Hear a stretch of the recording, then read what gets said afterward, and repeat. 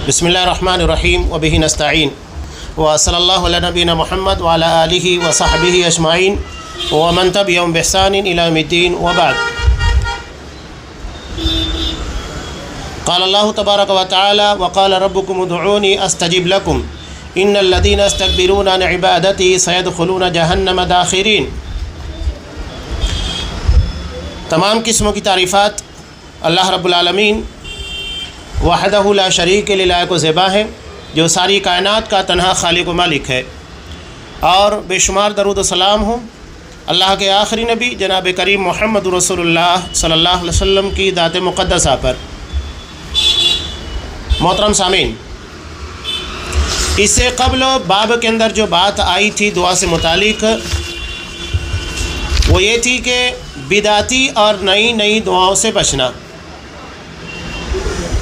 यानी जो नबी करीम सल्लल्लाहु अलैहि वसल्लम से साबित ना हो, वो दुआएं जो कुरान के अंदर मौजूद ना हो, लोगों ने अपने तर्ज़ के पर बना लिया, तो इन दुआओं से बचना ज़रूरी है। इसके बारे में तफ़सीली गुफ्तगू पिछले दरसों में हो चुकी है। अब यहाँ साहिब किताब शेख अब्दुल रज़्ज़ाक़ बिन अब्दुल मोहसिन अल बद्र हफ़िज़हुल्लाह ने जो ज़ैनी उन्वान कायम किया है, वो है बिदाती और नई नई दुआओं के बुरे असरात। यानी जो दुआएं आप सल्लल्लाहु अलैहि वसल्लम से साबित नहीं, उन दुआओं के नुकसानात क्या हैं, उसके बुरे असरात क्या पड़ते हैं। तो यहाँ पर इन्होंने इन बिदाती और नई नई दुआएं जो नबी करीम सल्लल्लाहु अलैहि वसल्लम से साबित नहीं, कुरान के अंदर मौजूद नहीं है, तो इनके 8 असरात को बयान किया है, जो बुरे असरात दुआ के अंदर पड़ते हैं।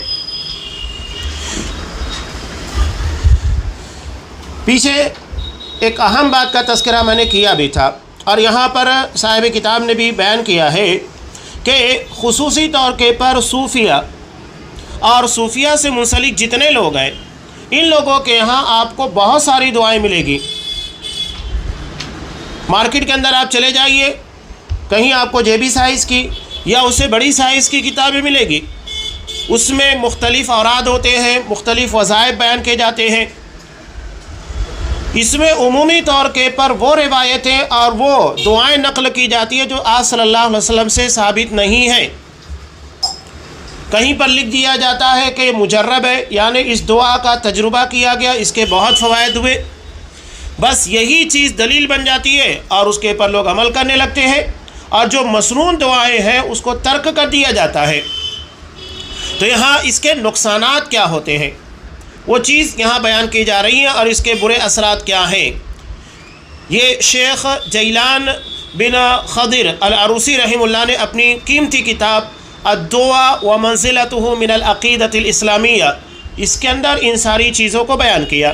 सबसे पहला असर आप सल्लल्लाहु अलैहि वसल्लम से साबित शुदा दुआओं को छोड़ देना, जिसे हम मसनून कहते हैं, साबित शुदा कहते हैं।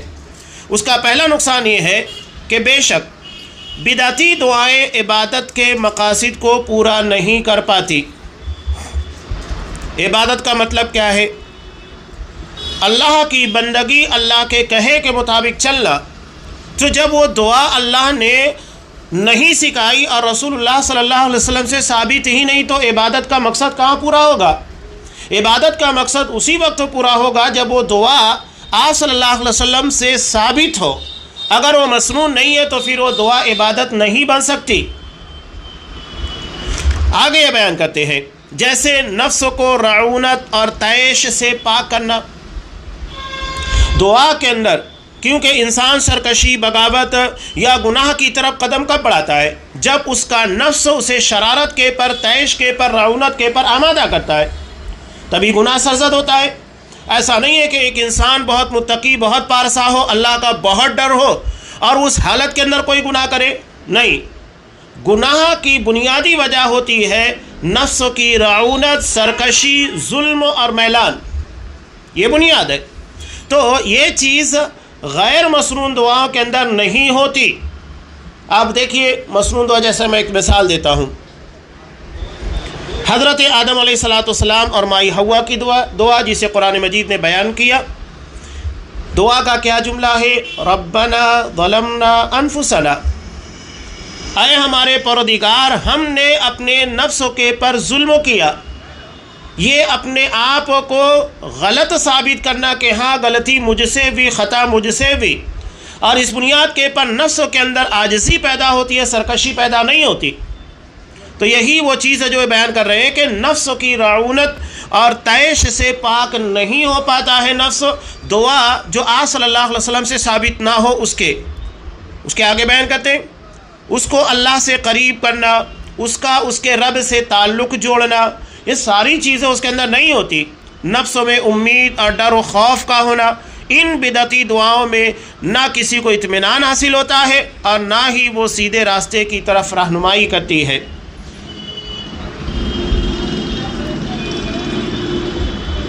مارکیٹ کے اندر وہ چھوٹے چھوٹے کتابیں یا وہ دعائیں اور وظائف کے پر جو مشتمل ہوتے ہیں، آپ اس کے اندر ثابت شدہ جو دعائیں نقل کی جاتی ہیں اس کے ترجمے کو پڑھیے. عمومی طور پر یہ ہوتا ہے کہ ان دعاؤں کے ترجمے نہیں لکھے جاتے اور بھی بہت سارے اثرات اور نقصانات ہیں جس کا تذکرہ کر رہے ہیں. تو آپ کو کیسے معلوم ہوگا کہ اس دعا کا مطلب کیا ہے؟ ہو سکتا ہے اس کے اندر کسی کا وسیلہ لگایا ہو جو کہ ثابت شدہ نہ ہو، کسی کے صدقے طفیل کے اندر دعا مانگ لی گئی ہو. تو آپ کو کیسے پتہ لگے گا؟ جب کہ جو دعائیں قرآن میں اور حدیث میں ثابت ہے، جو مسنون ہے، اس میں یہ چیز آپ کو ملے گی ہی نہیں. تو یہ ان بدعتی دعاؤں کا پہلا اثر ہے کہ نفسوں کے اندر جو رعونت طیش ہوتا ہے وہ پاک نہیں ہو پاتا، اپنی عاجزی اور خاکساری کا ادار نہیں ہو پاتا، رب سے تعلق نہیں جڑتا ہے. جبکہ شرعی اور مسنون دعائیں دل اور نفس کی بیماریوں اور شیطانی خواہشات جیسی بیماریوں کے لیے نفع بخش دوا کا کام کرتی ہے. دعا کے اثرات ہیں. اگر آپ مسنون دعا کا ترجمہ پڑھ لیں، سمجھ لیں، تو یقینی بات ہے کہ اس کا اثر آپ کی زندگی کے اندر ہوگا. علامہ ابن قیم رحمۃ اللہ علیہ کہتے ہیں کہ میں مکہ کے اندر تھا ایک طویل مدت کے لیے. وہاں میرے پاس جیب خرچ تک نہیں تھا، کھانے کے لیے کچھ نہیں تھا. اس عالم میں مجھے بیماری لگتی تو میں سورہ فاتحہ پڑھ کر دم کر لیا کرتا، اس سے اللہ مجھے شفا دیتا. ایک لمبی مدت تک میں نے صرف سورہ فاتحہ کے ذریعے اپنا علاج کیا. یہ یقین، توکل اور اعتماد کی بات ہے. اللہ کے پر آپ یقین کیجئے، یقیناً اللہ آپ کے ساتھ ویسا ہی کرے گا جیسا آپ امید کرتے ہیں. تو یہ حضرت علامہ ابن قیم ہے، جیسا اللہ سے انہوں نے اعتماد کیا، یقین کیا، اللہ کی ذات کے پر بھروسہ کیا، اللہ نے ویسا ہی ان کے ساتھ کیا. تو یہ بہت اہم چیز ہے.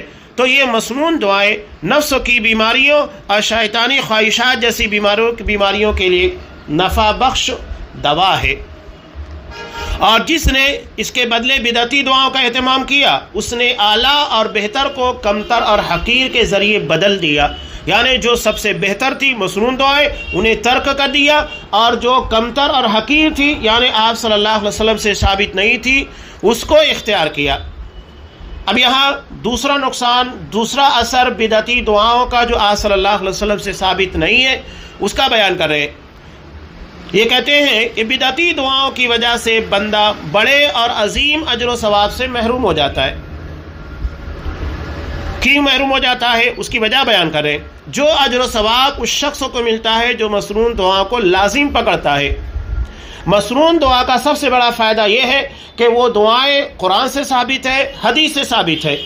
تو ان دعاؤں کا یقینی طور کے پر ہمیں عبادت کا ثواب ملے گا، اس لیے کہ ہم نے مسنون دعاؤں کا اہتمام کیا ہے. بندہ جتنا وقت دعا کرے گا اتنا وقت اسے عبادت میں شامل کیا جائے گا اور اس کا فائدہ اس کی زندگی کے اندر ہوگا، اس کا اثر ہوگا. لیکن اگر آپ نے غیر مسنون دعا مانگی تو آپ کو عبادت کا ثواب نہیں ملے گا، اس لیے کہ وہ ثابت ہی نہیں ہے. اور اس کی اسی طرح تطبیق دیتا ہے جس طرح وہ وارد ہوئی ہے. بے شک وہ سبقت حاصل کر لیتا ہے اور رب کے عطیات و سخاوت کے پیچھے لگا رہتا ہے. اس کے برخلاف جو بدعتی دعاؤں کے ذریعے دعا کرتا ہے وہ اپنے نفس پر اجر و ثواب سے محروم ہو جاتا ہے اور اسے اللہ کی ناراضگی و غصے کے لیے پیش کرتا ہے. اس لیے کہ جو دعا اللہ نے خود بتائی اسے چھوڑ کر آپ انسان کی بنائی ہوئی دعا کا اہتمام کریں گے تو اللہ ناراض نہیں ہوگا تو کیا ہوگا؟ آگے اور بھی بہت ساری اہم باتیں آ رہی ہیں. یہاں تیسرا اثر بیان کر رہے ہیں کہ بدعتی دعائیں قبول نہیں ہوتی، یعنی جو دعا قرآن اور حدیث سے ثابت نہیں ہے وہ اللہ کے یہاں قبول نہیں ہوگی۔ اب یہاں ایک سوال پیدا ہوتا ہے کہ ایک شخص بیمار ہے، بیمار ہونے کے بعد اسے کوئی مسنون دعا یاد نہیں ہے کہ اس کے ذریعے وہ دعا کر سکے، تو وہ کیا کرے گا؟ اس لیے کہ اس کو قرآن کی کوئی دعا یاد نہیں، اسے حدیث کی کوئی دعا یاد نہیں، تو ایسی صورت میں اس کے لیے چونکہ دعا یاد نہیں ہے تو پہلی وجہ تو یہ ہے کہ اسے دعا یاد کرنے کا اہتمام کرنا چاہیے، اس کی ذمہ داری ہے۔ کوئی بہت لمبی چوڑی اور طویل دعائیں تو ہے نہیں، ایک بیمار شخص کو کتنی آسان دعا کر سکتا ہے۔ حضرت ایوب علیہ السلام کی دعا قرآن مجید نے نقل کی ہے، اتنی مختصر دعا ہے کہ عموماً بہت سارے لوگ ایک دو مرتبہ سننے کے بعد یاد کر لے۔ انہوں نے کیا دعا مانگی؟ قرآن مجید نے سورہ انبیاء میں نقل کیا، انی مسنی الضر وانت ارحم الراحمین، کہ اے میرے پروردگار مجھے تکلیف نے گھیر لیا ہے اور تو بڑا رحم کرنے والا، سب سے زیادہ اپنے بندوں کے پر رحم فرمانے والا ہے۔ بتائیے کتنی مختصر دعا، اس میں کوئی شکوہ نہیں، کوئی شکایت نہیں، آہ و بکا نہیں، تقدیر کے بارے میں کسی قسم کی جزا فضا نہیں کہ میں ہی ملا تھا، مجھے ہی یہ تکلیف پہنچ رہی تھی، یہ بیماری میرے پر کیوں آئی۔ عموماً لوگ یہ غلطیاں کرتے ہیں کہ دعا جب بیمار ہوتے ہیں، کوئی بیماری ان کے پر آتی ہے تو کہتے ہیں کہ میں ہی ملا تھا، یہ بیماری مجھ کو ہی لگنی تھی۔ اللہ نے بیماریوں کو بھی ہمارے لیے گناہوں کی مغفرت کا ذریعہ بنایا ہے۔ اگر یہ بیماریاں، یہ پریشانیاں انسانی زندگی میں نہ ہو تو انسان فرعون بن جائے۔ تکبر کے عالم میں وہ یہاں تک پہنچ سکتا ہے کہ جب اس کی زندگی میں کوئی پریشانی نہ ہو، نہ کوئی بیماری ہو، نہ آزمائش ہو، تو وہ کیسے اپنے آپ کو خاکساری اور تواضع کی طرف لے کر جائے گا۔ یہ بیماریاں، یہ پریشانیاں، یہ آزمائشیں ہمیں جھکاتی ہیں، ہمیں نرم کرتی ہے اور ہمارے مزاج کے اندر کی سختی کو دور کرتی ہیں۔ یہ بہت بڑا فائدہ ان ساری چیزوں کا۔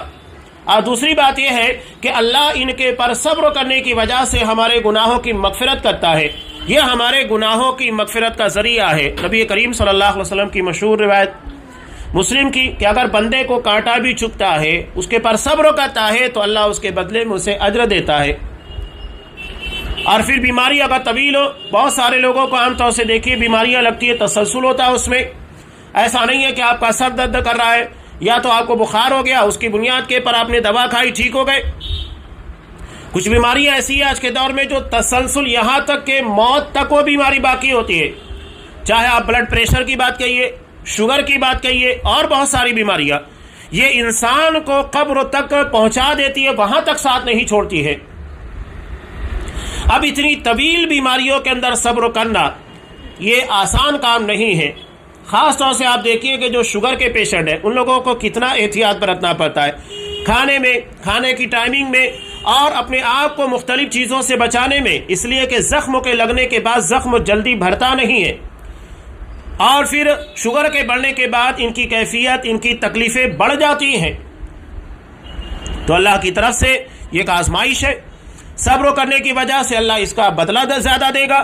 تو ایسے موقع کے پر دعا کیا کرنا چاہیے؟ جو ثابت شدہ ہو۔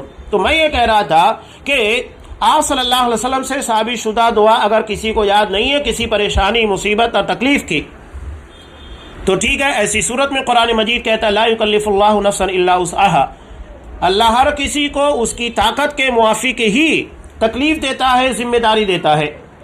تو چونکہ اسے دعا یاد نہیں ہے تو اپنی زبان کے اندر دعا کر سکتا ہے، اس میں کوئی قباحت نہیں، لیکن افضل اور بہتر یہی ہے کہ وہ مسنون دعاؤں کو یاد کرے اور انہی کے ذریعے اللہ سے دعا مانگے۔ یہاں تیسرا برا اثر بدعتی اور نئی نئی دعاؤں کا بیان کر رہے ہیں کہ بدعتی دعائیں قبول نہیں ہوتی، یعنی جو دعائیں نبی کریم صلی اللہ علیہ وسلم سے ثابت نہیں، غیر مسنون دعا ہے، اس کے بارے میں بیان کیا جا رہا ہے کہ وہ دعا قبول نہیں ہوتی۔ جب دعا کا بنیادی مقصد اس کا قبول ہونا ہے، پسندیدہ چیزوں کا حاصل ہونا اور ناپسندیدہ چیزوں کا دور ہونا ہے، اور بدعتی دعاؤں سے مقصد حاصل نہیں ہوتا، اس لیے وہ قبول نہیں ہوتی۔ یہاں عام طور سے دیکھیے جو جھاڑ پھونک کا کام کرنے والے ہیں، راقی، ख़ास طور سے جو بدعتی لوگ ہیں، اگر آپ بتائیں گے کہ ہمارے کاروبار میں ترقی نہیں ہو رہی ہے، یا جسمانی اعتبار سے کوئی تکلیف لاحق ہو گئی ہے، کوئی پریشانی ہے دور نہیں ہو رہی ہے، یا کسی شریر جن کی بنیاد کے پر کچھ اثرات پڑ گئے ہیں، تو ایسی صورت میں جب آپ جائیں گے تو پھر یہ لوگ کیا کرتے ہیں، ایسی دعائیں اور ایسے اوراد آپ کو بتاتے ہیں جو آپ کو قرآن حدیث کے اندر نہیں ملیں گے۔ عمومی طور پر یہ ہوتا ہے، یا تو پھر وہ کچھ ایسی چیزیں جو قرآن و حدیث کے اندر ہے اس میں دیگر دعاؤں کو شامل کرتے ہیں جو کہ آپ صلی اللہ علیہ وسلم سے ثابت نہیں ہے، اس کو ملا کر لوگوں کے سامنے پیش کرتے ہیں، تو یہ بھی بڑا دھوکہ ہے۔ تو جب یہ دعائیں ثابت ہی نہیں ہے تو پھر اللہ کے یہاں پر قبول کیسے ہوگی؟ جیسا کہ بدعتی نماز یا تو کوئی بھی عبادت جو اللہ کے رسول ثابت نہیں تو اللہ کے یہاں قبول ہونے والی کہاں؟ وہی چیز یہاں بیان کر رہے ہیں کہ یہ دعائیں اللہ کے یہاں پر بدعتی ہونے کی وجہ سے، غیر مسنون ہونے کی بنیاد کے پر رد کر دی جاتی ہے، قبول نہیں ہوتی ہے۔ اس لیے کہ اللہ کے رسول کا حکم بھی ہے، من عمل عملا لیس علیہ امرنا فہو رد، جس نے کوئی بھی ایسا کام کیا جس پر ہمارا حکم نہیں وہ مردود ہے۔ اور دعا عبادت ہے، عبادت توقیفی ہوتی ہے، جیسے جس انداز میں جتنا بتایا گیا ہے، جب بتایا گیا ویسے ہی کرنا ہے۔ ہم دعا کو اپنی مرضی اور اپنے اختیار سے جب چاہے، جیسے چاہے، جن الفاظ کے ساتھ چاہے نہیں کر سکتے۔ یہاں چوتھا سبب بیان کر رہے ہیں کہ بدعتی اور نئی نئی دعاؤں کا برا اثر جو ہوتا ہے، یہ چوتھا برا اثر ہے۔ یہ بیان کر رہے ہیں کہ بدعتی دعائیں حرام اور غیر شرعی امور پر مشتمل ہوتی ہے۔ اب یہ دعائیں جس میں غیر شرعی وسیلہ استعمال کیا جاتا ہے، یا بہت سارے ایسے الفاظ ہیں جو کہ شرکیہ ہوتے ہیں، آپ کو پتہ بھی نہیں ہے، اور اس کے اندر اس کو شامل کر لیا گیا ہے، یہ بھی انسانوں کی بنائی ہوئی دعا کے اندر ہوتا ہے۔ یہ کہہ رہے ہیں کہ اس میں حرام اور شرکیہ وسائل ہوتے ہیں، اور بدعت شرک اور گمراہی کی طرف لے جاتی ہے، جیسے بدعتی وسیلے کے ذریعے غیر اللہ سے مدد مانگنا، اور اس سے دعا کرنے کا دروازہ کھل جاتا ہے، اور کبھی کبھی دعا میں حد سے تجاوز کر کے اللہ رب العزت کو برے آداب سے پکارا جاتا ہے، اور کبھی کبھی دعا میں حرام امور دوسری بدعت کی طرف لے جاتے ہیں، جیسے ان دعاؤں کے لیے ایک مخصوص وقت، مخصوص مکان اور صفات کو متعین کر کے ایک خاص ترنم کے ذریعے آواز کو بلند کر کے فصیح و بلیغ شاعری، خراب عبارات جو سننے میں قبیح معلوم ہوتی ہے اور فطرت سلیمہ اسے ناپسند کرتی ہے، اس طرح کی دعا کی جاتی ہے، اور یہ سب چیزیں کرنا دعا میں حرام ہے۔ یہ جو چیزیں تفصیل کے ساتھ انہوں نے بیان کی ہے، ہم پہلی چیز لیتے ہیں جو اس کے اندر بیان کیا گیا کہ حرام اور شرکیہ وسائل ہوتے ہیں۔ وسیلہ ایک مشہور دعا ہے جو کہ حقیقت میں روافض اور شیعوں کے یہاں پر ہے کہ نادی علی مظہر العجائب تجد عونا لک فی النوائب، کہ تم حضرت علی رضی اللہ تعالیٰ عنہ کو مصیبتوں میں، پریشانیوں میں پکارو، ہر پریشانی اور مصیبت میں تم انہیں مدد کرتا ہوا، دستگیری کرتا ہوا پاؤ گے۔ اب یہ دعا آپ دیکھیے روافض کے ذریعے بدعتیوں کے ہاں، بریلویوں کے ہاں، اور اسی راستے سے بہت سارے مسلمانوں کے ہاں پر آ گئی، اور وہ اس دعا کا اہتمام کرتے۔ یہ شعر پڑھا جاتا ہے جبکہ کھلا کھلا اس میں غیر اللہ سے مدد مانگی جا رہی ہے۔ حضرت علی رضی اللہ تعالیٰ عنہ کو مشکل کشا، پریشانیوں کو دور کرنے والا اور مصیبتوں سے نجات دینے والا مانا جا رہا ہے۔ یہ وہی کہہ رہے ہیں کہ غیر اللہ سے مدد مانگی جاتی ہے، آگے جیسا کہ بیان کیے جا رہے ہیں کہ بدعتی وسیلے کے ذریعے غیر اللہ سے مدد مانگنا اور اس سے دعا کرنے کا دروازہ کھل جاتا ہے۔ ہمارے یہاں بہت سارے جھاڑ پھونک کرنے والے، بابا پیری مریدی کرنے والے، چلے جائیے تو تعویذ جو آپ کو لکھ کر دیتے ہیں، ذرا اس کا مطلب، معنی اور مفاہیم دیکھیے، آپ کو سمجھ میں آ جائے گا کہ یہ دعا اصل میں عبادت ہے، مسنون ہے، یا تو پھر اس کے ذریعے شرکیہ وسائل اور غیر اللہ سے مدد مانگی جا رہی ہے، ہوتا ہے۔ اور کبھی کبھی دعا میں حد سے تجاوز کر کے اللہ رب العزت کو برے آداب سے پکارا جاتا ہے۔ یہ بھی بہت خطرناک قسموں کی گمراہی ہے کہ ہم جس سے مانگ رہے ہیں، جس کے در کے محتاج ہیں، اسے برے الفاظ کے ذریعے اور برے جملوں کے ذریعے پکاریں۔ یہ ان تمام اوراد میں جو لکھ کر دیے جاتے ہیں ہوتا ہے، تبھی یہ صاحب کتاب یہاں نقل کر رہے ہیں۔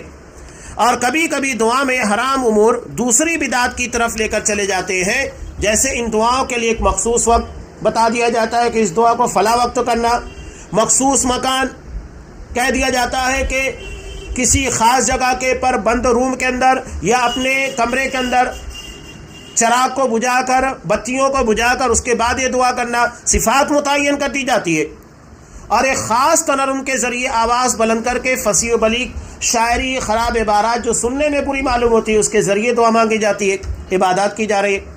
آپ دیکھیے کہ صوفیوں کے ہاں خاص طور سے چیز ہے، اور صوفیہ کے راستے بریلیوں کے ہاں اور اس کے ذریعے عام مسلمین کے ہاں پر بھی یہ چیزیں ہیں۔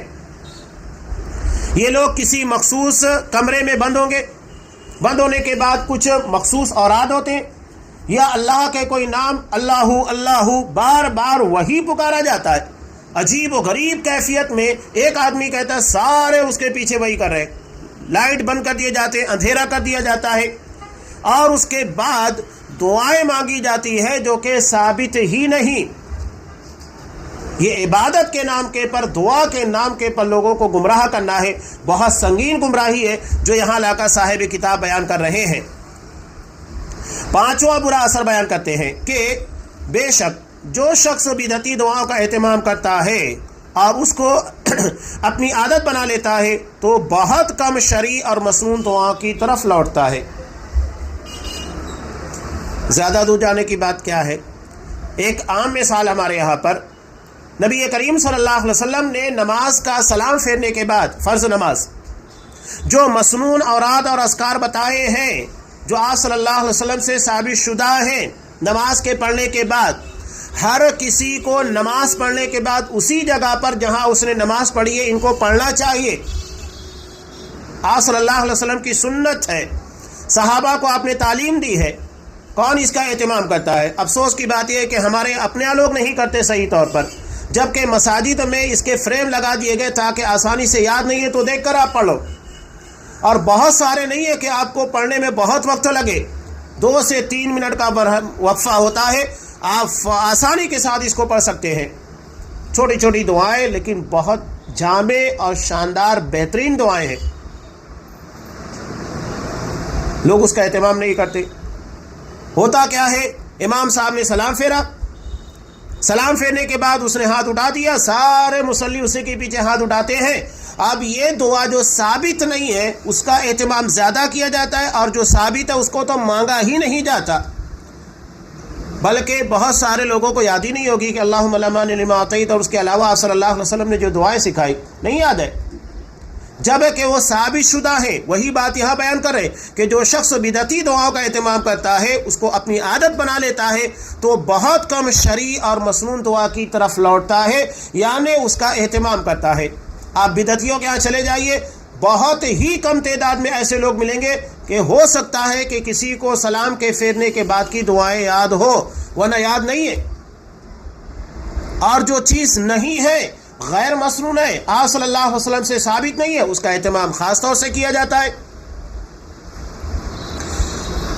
مگر جب اللہ اسے توفیق اور ہدایت دے، اس لیے کہ دل جب بدعتی کاموں میں مشغول ہو جاتا ہے تو سنت پر عمل کرنے سے دور ہو جاتا ہے۔ جب بدعت کی طرف، علامہ ابن تیمیہ رحمۃ اللہ علیہ نے اس کی جو مثال دی کہ ایک شخص جو بھوکا ہوتا ہے، شدید بھوک لگی بھی ہو، اگر آپ اس کے سامنے خراب کھانا پیش کر دیں وہ کھا لے گا، اور جب اس سے اپنا پیٹ بھر جائے گا تو آپ اس کے سامنے سے اچھا کھانا پیش کریں، وہ نہیں کھائے گا۔ کیوں نہیں کھائے گا؟ اس لیے کہ سڑے کھانے کے ذریعے، خراب کھانوں سے اس نے اپنا پیٹ بھر لیا ہے، اب وہ اچھا کھانا نہیں کھائے گا، سڑی چیزیں اس کے پیٹ کے اندر اپنی جگہ بنا چکی ہیں۔ یہی معاملہ غیر مسنون بدعتی دعائیں اور بدعتی اعمال کا ہے کہ جب ان چیزوں کے پر لوگ عمل کرنے لگ جاتے ہیں تو پھر سنت کی توفیق نہیں ملتی، سنت کے اندر جو لذت اللہ نے رکھی ہے اس سے محروم ہو جاتے ہیں، ناآشنا ہوتے ہیں۔ یہ شب برات، شب معراج اور بہت ساری بدعتی راتیں اور اس کی عبادتیں نہیں ثابت ہیں۔ یہ ان کے اپنے علماء بھی کہتے ہیں، اللہ نے جن کو توفیق دی ہے اس کے بعد بھی لوگ اس پر عمل کرتے ہیں۔ اور جس کے بارے میں مکمل سورہ اللہ نے نازل کی، سورہ قدر، اور اس رات کی عبادت کو 1000 سال کی عبادت سے بہتر قرار دیا، اس میں آپ دیکھیے نہیں شوق رہتا ہے۔ کیا شب قدر کے اندر ہم آج جو شب برات یا شب معراج میں اہتمام دیکھتے ہیں؟ کیا شب قدر کے اندر یہ اہتمام ہم کو نظر آتا ہے؟ نہیں نظر آتا ہے۔ وہی چیز ہے جو یہاں بیان کر رہے ہیں کہ ان بدعتی دعاؤں کو یا بدعتی اعمال کو انجام دینے والا مسنون عمل سے محروم ہو جاتا ہے، اس کی توفیق اسے نہیں ملتی ہے۔ اب آگے چھٹا سبب یہ بیان کر رہے ہیں، چھٹا نقصان بدعتی اور نئی دعاؤں کا، کہ بے شک شرعی اور مسنون دعاؤں کو چھوڑ کر بدعتی دعاؤں کا اہتمام کرنا ایسا ہے جیسے پاکیزہ اور اچھی چیز کو ناپاک اور بری چیز سے، فائدہ مند چیز کو نقصان دہ چیز سے، اور اچھائی کو برائی سے بدل دینا۔ اب جیسے میں نے ایک مثال دی، حضرت ایوب علیہ السلام کی قرآن مجید میں ان کی دعا نقل ہے کہ بیمار ہوئے تو انہوں نے دعا مانگی، انی مسنی الضر وانت ارحم الراحمین۔ اب اگر کوئی شخص جو ثابت شدہ ہے، جسے ایک نبی نے مانگا اور جسے قرآن مجید میں نقل کیا گیا، اس دعا کو چھوڑ دے اور انسان کی بنائی ہوئی دعا کا اہتمام کرے، تو یہ کتنا خراب معاملہ ہے کہ جو اللہ نے قرآن مجید میں اپنی نبی کی زبان کے پر آئی ہوئی دعا جسے خود اللہ نے سکھایا تھا، اس کو چھوڑ دیتا ہے اور اپنی بنائی ہوئی دعا مانگتا ہے، تو یہ اللہ کے ہاں کیسے قبول ہوگی؟ ناممکن چیز ہے۔ یہ وہی ہے کہ اچھائی کو برائی سے بدل دینا ہے۔ یہاں آگے ساتواں سبب بیان کر رہے ہیں کہ نئی اور بدعتی دعاؤں کے نقصانات، اس کے اثرات جو ہوتے ہیں۔ یہ کہتے ہیں کہ ساتواں سبب یہ ہے کہ بے شک بدعتی دعاؤں میں اہل کتاب یہود و نصارہ کی مشابہت اختیار کرنا ہے، اس لیے کہ انہوں نے بھی انبیاء کی دعا کو چھوڑ کر نئی دعائیں اختیار کر لی، اور ان بدعتی دعاؤں میں ناچ گانا، میوزک اور دوسری چیزوں میں ان کی مشابہت اختیار کرنا ہے۔ یہ ہوتا ہے، یہ جو بیان کیا گیا، یہود اور نصارہ نے انبیاء کی جو دعائیں تھی، جو تورات کے اندر، انجیل کے اندر اتاری گئی، اس کو تبدیل کر دیا، اور تبدیل کرنے کے بعد اپنے علماء اور درویشوں کی بنائی ہوئی دعا کا اہتمام کیا۔ اور آج آپ خود دیکھیے کہ مسلمان جتنی مسنون دعا نہیں پڑھتا، اس سے زیادہ غیر مسنون دعا، بلکہ روزانہ کھانے کے وقت جو مسنون دعا ہے بسم اللہ، اسے ترک کر کے بسم اللہ وعلی برکت اللہ پڑھا جاتا ہے۔ جو آپ صلی اللہ علیہ وسلم سے کھانے کے بعد کی دعا ثابت ہے، الحمدللہ الذی اطعمنی ھذا ورزقنیہ من غیر حول منی ولا قوہ، ترمذی کی صحیح سند سے ثابت دعا، اس کا اہتمام کوئی نہیں کرتا ہے۔ کون سی دعا مانگی جاتی ہے جو ثابت ہی نہیں؟ الحمدللہ الذی اطعمنا وسقانا وجعلنا من المسلمین، نہیں ثابت ہے، لوگ اس کا اہتمام کر رہے ہیں۔ یعنی جو مسنون ہے اس کو ترک کیا جا رہا ہے اور غیر مسنون کا اہتمام کیا جا رہا ہے، اور یہ سمجھتے ہیں کہ اللہ کے رسول کی سنت، جبکہ وہ سنت نہیں ہے۔ یہی ہے یہود و نصارہ کی مشابہت۔ آٹھواں اور آخری اثر یہ بیان کر رہے ہیں کہ بے شک جو لوگ بدعتی دعاؤں کا اہتمام کرتے ہیں، اکثر لوگ ان دعاؤں کے معنی مفہوم سے جاہل ہوتے ہیں، اکثر نہیں پتہ ہوتا ہے کہ اس کا مطلب کیا ہے، اور یہ جو دعائیں لوگوں کو بتاتے ہیں اس کا ترجمہ بھی نہیں بیان کرتے کہ اس کا مطلب کیا ہے، ورنہ عوام اگر ترجمہ بھی پڑھ لے تو سمجھ میں آ جائے کہ دعا کیا ہے اور اس میں کیا مانگا جا رہا ہے، کیا نہیں مانگا جا رہا ہے۔ ان کا مقصد صرف الفاظ کو بغیر سمجھے زبان سے ادا کرنا ہے، جبکہ دعا کرتے وقت دل حاضر ہونا، اخلاص کا ہونا مطلوب ہے۔ جب آپ کو دعا کا مطلب سمجھے گا تبھی تو آپ دل لگا کر مانگیں گے، جب نہیں سمجھے گا تو کیسے دل لگا کر مانگیں گے؟ حالانکہ اس بارے میں قرآن مجید کے تعلق سے ایک پوسٹ بھی آپ لوگوں نے وائرل بھی اس کو، کہ کویت کے اندر ایک حافظ صاحب جو پڑھ رہے تھے، اس لیے کہ جب آپ کو عربی زبان نہیں سمجھے گی، ترجمہ نہیں سمجھے گا، اس کے اتار چڑھاؤ کو آپ بیان کر سکتے ہیں؟ نہیں بیان کر سکتے۔ اب مثال کے طور پر ہم اردو زبان استعمال کرتے ہیں، اس کے اتار چڑھاؤ، اس کے معنویت اور کہاں پر کس انداز سے بولنا چاہیے سمجھ میں آتا ہے، اور اسی زبان سے ہماری باڈی لینگویج ہوتی ہے، وہی اثرات، وہی تاثر ہمارے جسموں کے ذریعے اور اشارات کے ذریعے جاتا ہے۔ اگر یہی کام ایک انگریز ہے، یا مثال کے طور کے پر وہ شخص جسے اردو آتی ہی نہیں ہے، چاہے وہ یورپ کا رہنے والا ہو، عرب کا رہنے والا ہو، اگر وہ اردو زبان استعمال کرے، بولے جتنا اس کو یاد ہے، تو کیا وہی اثر ہوگا، وہی لہجہ ہوگا، وہی انداز ہوگا؟ نہیں ہو سکتا ہے، اس لیے کہ وہ اس کے اتار چڑھاؤ، نشیب و فراز سے، الفاظ کی معنویت سے واقف نہیں ہے۔ یہ بہت خطرناک اثر پڑتا ہے۔ تو دل لگا کر اخلاص کے ساتھ دعا مانگنا ہے، اور یہ اسی وقت ہوگا جب ہم دعا کی معنویت کو سمجھیں گے۔ تو دعا کا معنی سمجھنا بہت ضروری ہے۔ اب یہاں اس ذیلی عنوان کو ختم کر کے صاحب کتاب نے آگے جو عنوان قائم کیا ہے وہ ہے جامع کلمات اور معصور دعائیں۔ جامع کا مطلب یہ ہوتا ہے کہ جس میں الفاظ کم ہو، جملے مختصر ہو، کم ہو، اور اس کا معنی بہت زیادہ ہو۔ مثال کے طور پر جیسا کہ آگے بہت ساری چیزیں آئے گی، ربنا آتنا فی الدنیا حسنہ وفی الآخرۃ حسنہ وقنا عذاب النار، یہ سب سے جامع دعا ہے۔ ہم اللہ سے کیا دعا مانگتے ہیں؟ ربنا آتنا فی الدنیا حسنہ، اے ہمارے رب تو دنیا میں ہمیں حسنہ یعنی اچھائیاں بھلائیاں عطا کر۔ اب جتنی بھلائیاں جتنی اچھائیاں ہماری زندگی کے لیے ضروری ہے وہ سب کے سب دنیا کے اندر جو ہونی چاہیے مانگ لی گئی۔ اب ایک ایک چیز آپ کو گنانا نہیں ہے کہ مجھے مال میں برکت دے، مجھے اولاد کے اندر برکت دے، مجھے پریشانیوں سے دور رکھ، میرے پر آنے والی مصیبتوں کو ٹال دے۔ سب چیزیں اس ایک دعا کے جملے کے اندر شامل ہو جاتی ہے۔ دنیا کی ساری بھلائیاں مانگی گئی، اور آخرت کی ساری بھلائیاں، اور جہنم کے عذاب سے بچنا۔ جس کی زندگی کے اندر یہ ہو اس کی دنیا اور آخرت سب کامیاب ہو جائے گی، وہ کہیں ناکام نہیں ہوگا۔ یہی جامع دعاؤں کی برکت ہوتی ہے۔ تو یہ جامع دعا، جامع کلمات اور معصور دعائیں، انہی ذریعے سے دعا مانگنا چاہیے۔ جوامع الکلم، اس کے بارے میں کہتے ہیں کہ جوامع الکلم سے مراد جس کے الفاظ کم ہو لیکن وہ عظیم معنی اور مفاہیم پر دلالت کرتا ہو۔ جیسا کہ میں نے ایک مثال دی ربنا آتنا فی الدنیا حسنہ کے ذریعے، یہ ایک لائن کی مختصر سی دعا ہے لیکن یہ دنیا اور آخرت کی ساری بھلائیوں کو سمیٹے ہوئے ہے۔ یہی ہے جوامع الکلم، یعنی جس میں الفاظ کم ہو، جملے کم ہو، اور معنی بہت وسیع ہو، ساری چیزیں اس کے اندر شامل ہو جائے۔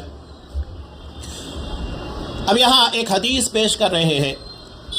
حضرت عائشہ صدیقہ رضی اللہ تعالیٰ عنہ کہتی ہیں کہ رسول اللہ صلی اللہ علیہ وسلم یستحب الجوامع من الدعاء، آپ جامع دعائیں پسند کرتے تھے، وَيَدَعُ مَا سِوَى ذَلِكَ، اور جامع دعاؤں کے علاوہ جو دعائیں ہوتی تھی اس کو ترک کرتے، چھوڑ دیتے۔